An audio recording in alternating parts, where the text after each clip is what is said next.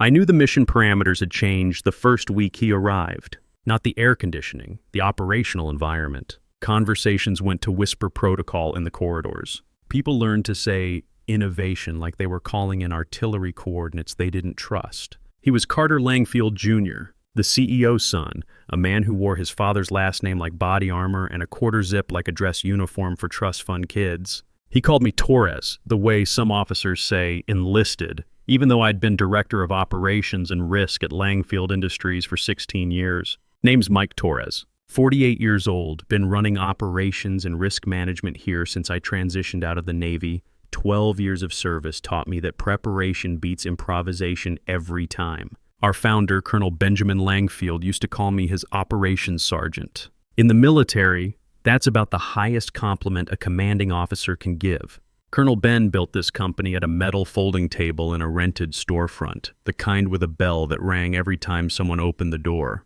When money finally came in, he didn't buy a Porsche. He bought fireproof safes and backup systems. Processes create permanence, he'd say, sliding a document across to me with a pen and a sticky note that read Archive X3. My job was simple. Make sure the bones outlast the buzzwords. Carter was all buzzwords. He liked to schedule brain sprint stand-ups at 0600 and congratulate himself for owning morning mindshare. He wanted to sunset anything that didn't sparkle on a PowerPoint slide. The first week, he converted our operations wiki into a Slack channel called Carter's Command Notes. The second week, he hired his college roommate as head of culture velocity. By the third week, he was walking through compliance like a realtor with a ring light. Being underestimated is tactical advantage. You can hear the gears turn while everyone else performs breathing exercises. I watched him replace competence with charisma and charisma with caffeine. I watched good people move their service ribbons into boxes, and I started opening drawers that hadn't seen daylight since my first deployment here. Colonel Ben and I had written protocols for days like this. Not for external threats, for institutional amnesia. Companies forget where the engine is when the hood ornament gets shiny enough. Deep in our governance files, in plain English and 3 signatures, lived a clause people had joked about as the ghost protocol. It wasn't a joke. It had teeth. Carter didn't notice my calendar permissions tightening or how HR started sending me situation reports instead of memos. He didn't notice the notary stamp on my desk. He didn't notice that every quick change he pushed was quietly mirrored into a secure archive labeled Langfield Foundational Protocols. He didn't notice much at all except his own reflection in the boardroom glass. He noticed me at 07:58 hours. He was waiting in conference room B with an HR manager and a brand new ceramic mug that said, "Monday is a mindset." He smiled the way people do when they've rehearsed in elevator mirrors. "Consider yourself history," he laughed, and even his laugh had product placement in it. I nodded once. I didn't argue. Arguments are for people trying to keep doors open. I was making sure the operational protocols remembered how to execute. "Roger that, sir," I said. "I'll need to execute transition protocols." I walked out with my gear bag down the corridor lined with company photos. Colonel Ben in a wrinkled dress shirt. Our first server rack. The night we hit our Series B funding. My hands were steady. My mouth tasted like copper pennies. In the parking garage, I did the only unprofessional thing I'd allow myself all week. I sat in my truck for 30 seconds and let out a breath that didn't have words. Then I opened my banking app, deposited the final paycheck, and watched the timestamp settle on the screen like coordinates locking into place. Carter thought firing me would be a clean break. He'd forgotten that clean breaks are a medical term. Bones, not people. I drove 2 blocks, parked by a FedEx office, and walked into the notary's office that knows me by rank and preferred pen. The envelope was already prepped, cover letter, certification log, and 1 page printed from a scan I'd made in 2016 and rescanned every 3 years like scheduled maintenance. The notary read the first line, blinked twice, then looked up at me the way pilots look at storm warnings on radar. She didn't ask questions. She stamped, "Paper doesn't bluff. Paper doesn't break rank." The courier met me on the sidewalk, a woman with a tight bun and a messenger bag that had seen more boardrooms than most executives. I handed her the envelope, checked our delivery protocol one more time, general counsel only, signature required, no substitutes, and watched her move toward Langfield's glass facade like she was carrying live ordnance. I didn't go home. I crossed the street to the coffee shop with the sticky tables and perfect sight lines, took overwatch position by the window, and opened my field notebook. I wrote 3 lines, termination executed, funds received. Notice in flight. People imagine revenge as heat. It isn't, it's precision. Heat is for amateurs. Precision is for professionals. Through the glass, I could see Carter in the lobby. Phone in hand, grin turned up to maximum setting. He looked like a man promoting a cliff as a new hiking trail. Upstairs, the board was gathering for their routine briefing, the one that always started too early to be useful and always ended too late to be honest. Waiting for them was our general counsel, Maya Rodriguez, a woman who reads contracts like demolition experts read blueprints. 30 minutes after I'd been made history, the courier stepped into the boardroom. Security clearance handles certain deliveries that way. She passed the envelope to Maya. Maya broke the seal, scanned the first line, and slid the document across to Carter's father, the actual CEO. His color already an inch lighter than the paper. He read it twice. His lips moved once. "You just triggered the operational reversion clause," he whispered. Silence eats rooms differently when it knows it's being watched. From my window position, the building didn't move, but I could feel the pressure change, the way a door seals shut 3 floors away. Power isn't who talks the loudest at 07:58 hours. Power is who knows which protocol still counts at noon. I didn't smile. I didn't celebrate. I circled a word in my notebook, mission continuity.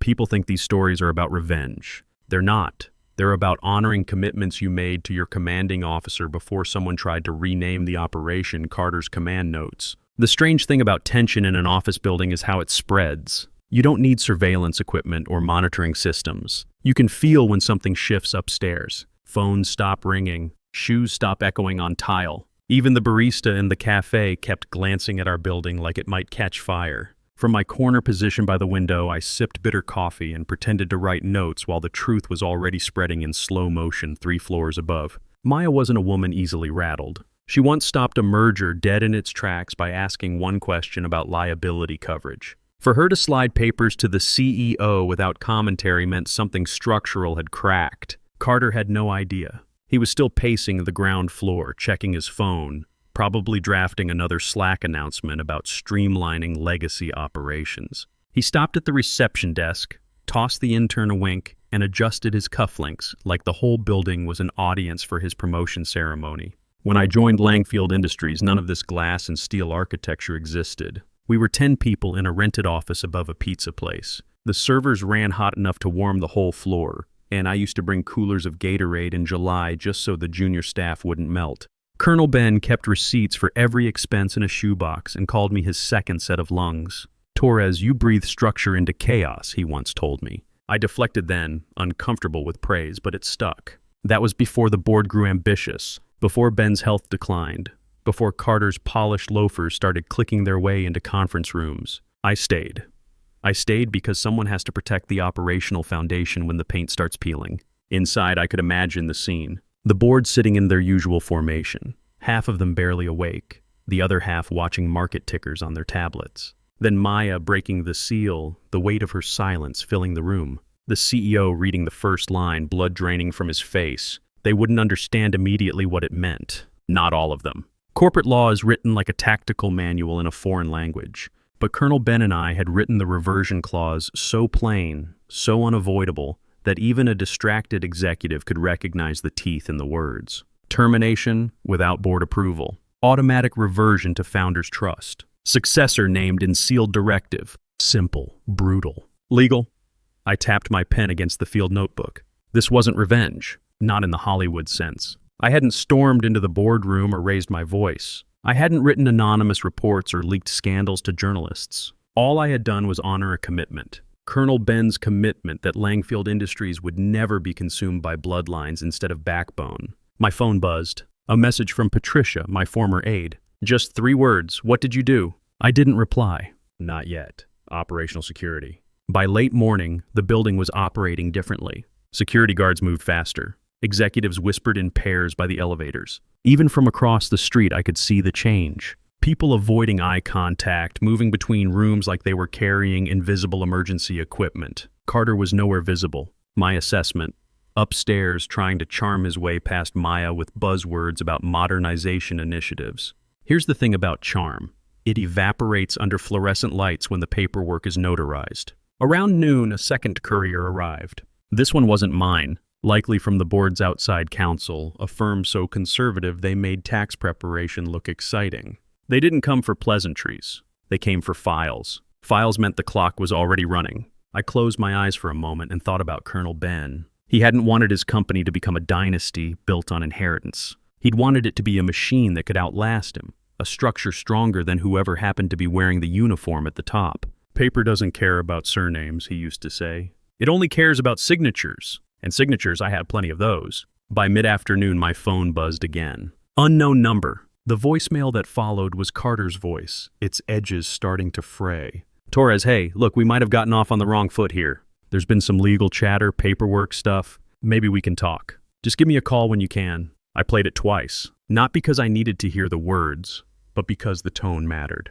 Gone was the smug certainty of consider yourself history. What replaced it was the sound of a man realizing that history doesn't delete so easily. I didn't call back. Silence is its own response. When the office lights began cutting through the evening sky, I packed up my notebook, left a few coins on the table, and stepped outside. The air felt different, electric, like the hour before a storm breaks. Most revenge stories end with explosions, dramatic reveals, public collapses, but in real operations, it's slower. It's the steady compromising of foundations. It's the quiet shuffle of lawyers in conference rooms. It's the way a man who thought he owned the morning suddenly finds the evening watching him instead. The next morning, the air outside Langfield Industries felt heavier, like the building itself knew it was carrying classified information. I parked across the street again, coffee in hand, and watched the revolving doors spin as employees filtered in. Most of them didn't know yet. They came with earbuds in, coffee cups balanced on folders, key cards ready. Business as usual, except it wasn't. Inside, Carter had his work cut out for him. He might have been the CEO's son, but the board wasn't made up of his fraternity brothers. They were veterans of corporate warfare, some cautious, some ruthless, but all allergic to operational risk. And risk is what the reversion clause spelled out in 12-point Times New Roman. I could imagine the scene. Carter striding into the boardroom, quarter zip at half-mast, hair styled within an inch of its life, acting like he was about to pitch a startup to venture capitalists. He probably thought if he kept talking fast enough, he could outrun the paperwork. But you can't outrun documentation. I didn't need eyes inside to know the timeline was already working against him. Maya would have spent half the night reviewing archives, cross-referencing compliance logs, making calls to the trust administrator. She was thorough. She'd confirmed what I already knew. The clause was valid, reaffirmed in audits, notarized, and ready to execute. By 9 a.m., my phone buzzed again. Another voicemail, this one shorter. Torres, call me, please. He was starting to understand. It's funny how people assume consequences come with fireworks, but real accountability creeps in quietly. It doesn't arrive like lightning. It spreads like stress fractures in concrete, silent and unstoppable, until the whole structure starts showing strain. At 10:00 hours, I got a text from Patricia. Half the floor is whispering. They know something's wrong. I typed a reply, then deleted it. Better she stayed out of the tactical zone until the board made their move. Loose communications compromise clean operations. Instead, I made notes in my field book. Voicemail 2. Desperation detectable. Internal communications compromised. Structural integrity showing stress. I closed my eyes for a moment and remembered Colonel Ben again. He hated nepotism more than anything else in corporate culture. A company isn't a family, Torres, he'd tell me. It's a trust. You borrow authority from the people who came before you, and you earn the right to pass it on. Bloodlines don't earn authority. Performance does. That's why we'd written the clause. Not as a weapon, but as a circuit breaker to keep the company from being gutted by inherited incompetence. By noon, news had started leaking. A small tech blog posted a headline, Langfield Industries Governance Dispute. Sources cite legacy clause. It was vague, barely 3 paragraphs, but enough to rattle day traders. Stock dipped 3% before lunch. It wasn't free fall, but it was a tremor. I could only imagine Carter's expression when he saw that headline. He loved articles when they praised him, panicked when they suggested he wasn't in control. The kind of leader who'd call public relations in a crisis, demand a press release, and forget that lawyers don't let you spin what's already in motion. Another text came through, this time from an unknown number. He's blaming you. Says you orchestrated this. I almost laughed. Orchestrated? I hadn't orchestrated anything. I just maintained what Colonel Ben and I had established years ago. Around 1500 hours, I got another voicemail. The third one in 24 hours. His voice cracked this time. Torres, I don't know what you think you're doing, but you can't win this. My dad won't let you. The board won't let you. Just call me back, okay? Before this gets worse. Before this gets worse. That line stuck with me. He still thought there was a lever he could pull, a way to make this disappear. He didn't understand that the lever had already been activated. As the sun dropped behind the skyline, the building's lights flickered on. I watched executives shuffle out, their faces tighter than yesterday. No casual conversation, no friendly waves, just people moving faster than usual, as if the air inside had grown thinner. When I got home, I didn't pour a beer or celebrate. I heated leftover takeout, sat at my desk, and opened the file labeled Mission Continuity Package. Inside were scanned copies of every notarized page, Colonel Ben's original notes, and my maintenance logs. I reviewed them like a pilot checking instruments before a long flight. Not out of doubt, but because routine steadies operations. This wasn't about winning. Winning implied ego. This was about structure, about proving that permanence comes from process, not pedigree. Before turning in, I listened to Carter's 3 voicemails one more time. The progression was clear, smug certainty, then forced calm, then cracks in his command voice. I deleted the first, archived the second and third. Tomorrow the storm would break louder, and Carter needed to learn what Colonel Ben always knew. You can dismiss history, but history doesn't dismiss back. By Thursday morning, the building looked the same from street level. Glass catching sunrise, employees scanning badges, delivery trucks lining up at the loading dock. But from across the street I could sense it. The operational rhythm was gone. People walked in with heads down, conversations clipped short. The tension had developed teeth. Carter hadn't called overnight, but the board had met late. I knew their patterns too well. If lights burned past midnight on the executive floor, it wasn't about quarterly projections. It was about damage control. And damage control meant outside counsel. I bought coffee, took my usual observation position, and watched. At 9 a.m. sharp, black sedans rolled up. Not the kind that bring investors, the kind that bring legal specialists. 3 suited figures stepped out, briefcases in hand, moving with the deliberate posture of people paid to confirm bad news. That alone told me everything. The clause wasn't being dismissed. It was alive, working its way through the company's operational foundation like a controlled demolition. Inside, I could imagine the scene. The board table crowded with folders, coffee going cold, faces drawn tight. Maya, calm but sharp, laying out her findings. The clause had been reaffirmed in audits, stamped and signed, unaltered since Colonel Ben himself approved it. No wiggle room. No modernization initiative could erase it.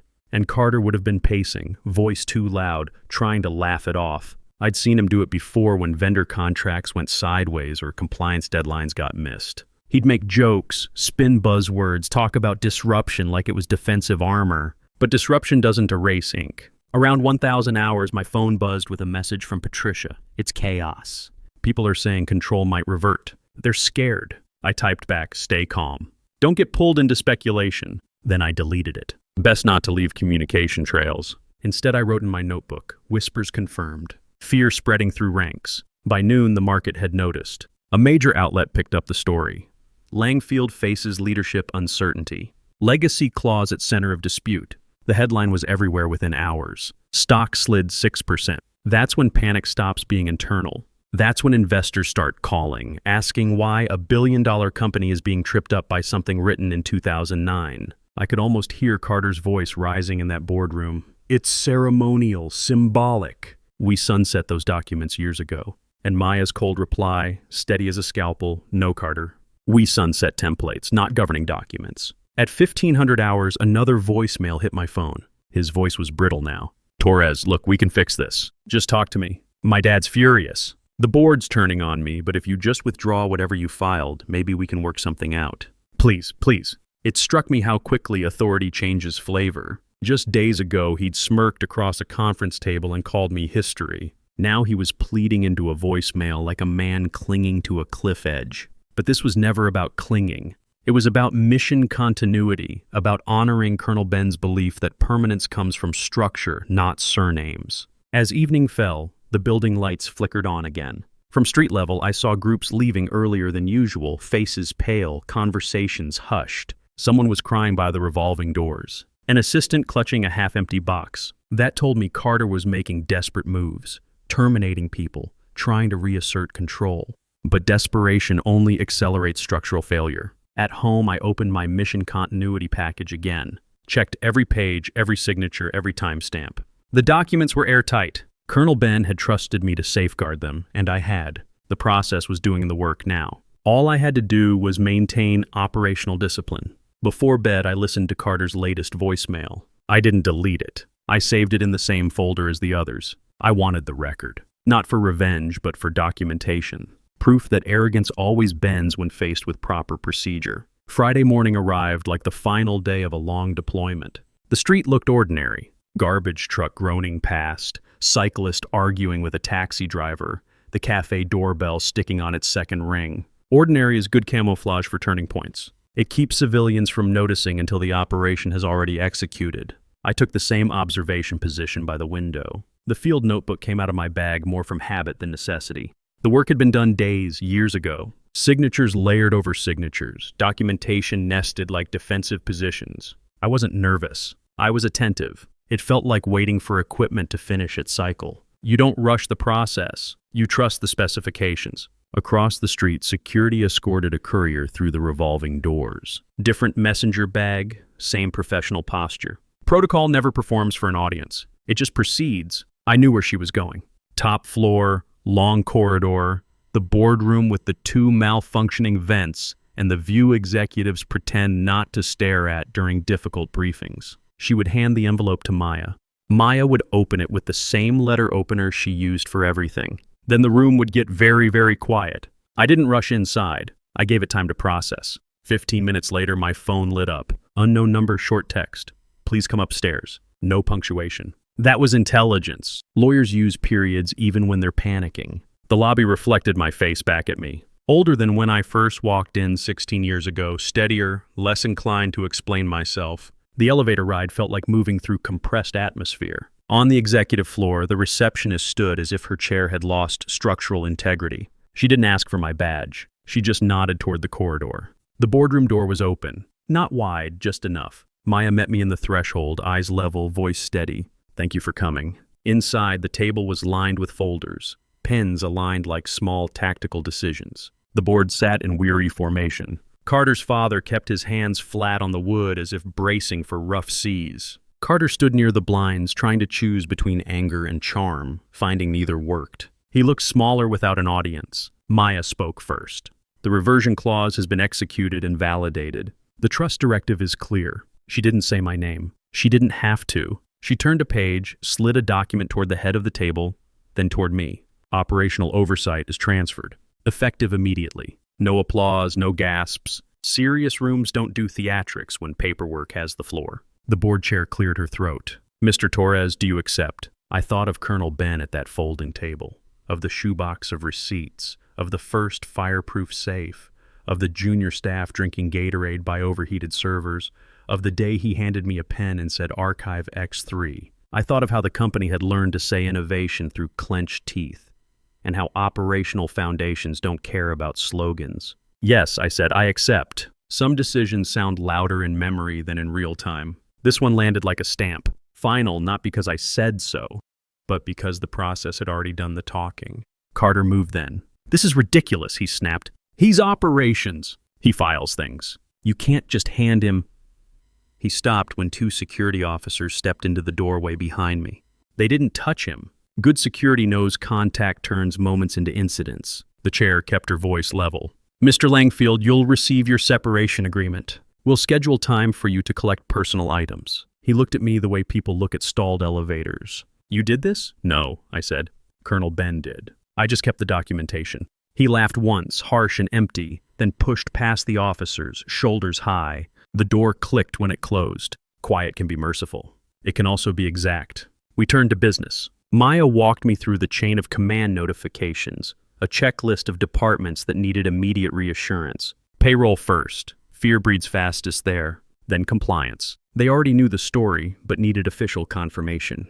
Customer accounts next. Money calms. Finally, the all-hands message. I had a draft ready. It wasn't grand. It said what mattered. At the head of the table, I plugged in a flash drive. The dashboard flickered to a company-wide banner. Steady hands, clear mission. We honor our founders' protocols and our people's work. Mission continuity over noise. Systems over slogans. If you keep operations running, you are seen. If you build, repair, or serve, you are the future. No signature line, no victory lap. The message was the signature. The chair nodded. "We'll document this," she said to the secretary. "To me, you'll need an interim team. I'll pull from the operational foundation," I said. "People who know where the critical systems are." On my way out, I paused by the framed photo wall. Colonel Ben, young and determined. The first server rack with a desk fan aimed at it like a prayer. The night of Series B funding when we ordered pizza and someone forgot plates and nobody cared. None of the pictures were staged. That's why they still worked.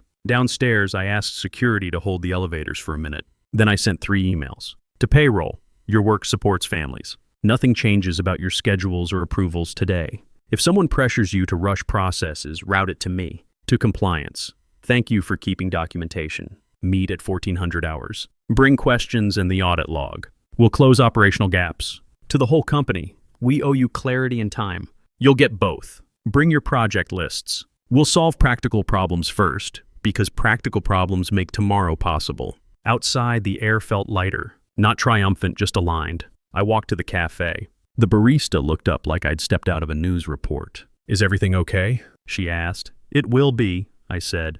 "We're going to fix the unglamorous things." Back in my truck, I opened the folder on my phone labeled Documentation. I listened to the first voicemail.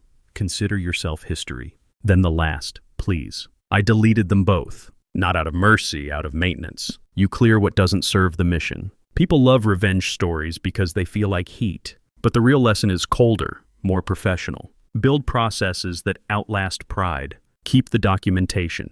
Protect the people who do the actual work. You can fire someone at 0758 hours and post a victory message at 0900, but noon still belongs to the operations staff and the people who respect proper procedure. Carter thought he could change command structure at 0800 and control the battlefield by noon, but noon still belongs to the NCOs, the ones who know where the real authority is filed.